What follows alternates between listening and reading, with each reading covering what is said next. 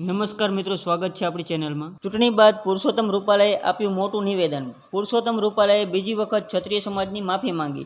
હાલ આ audio clip social મીડિયામાં ખૂબ વાયરલ થઈ રહી છે। મિત્રો, તમે પણ સાંભળો પુરુષોત્તમ રૂપાલાનું નિવેદન। એ પહેલા મારી ચેનલમાં જો મિત્રો તમે નવા હોય તો મારી ચેનલને સબસ્ક્રાઇબ કરો અને વિડીયો ગમે તો લાઈક કરવાનું ભૂલતા નહીં મિત્રો। હવે જ્યારે મતદાનની પ્રક્રિયા પૂરી થઈ છે અને હવે મત વાળો વિષય કાંઈ છે નહીં, હવે રાજનીતિ વાળો વિષય પણ જે છે નહીં, કારણ કે ચૂંટણી હોય ને એટલે પછી બધું એમાં અંદર આવી શકે, એ આપણને બધાને ખ્યાલ છે, એટલે એમાંય હું તો કઈ બહુ જવાના મતનો છું નહીં। હવે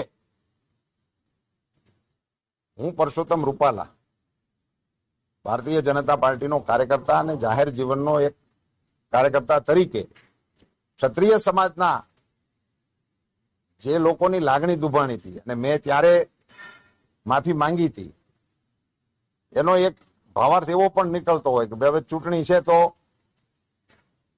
ફરજિયાત છે કે આવું કંઈક કરીને એમાંથી રસ્તો કાઢવા માટેનો પ્રયાસ કરે, અને એ પણ સ્વાભાવિક છે।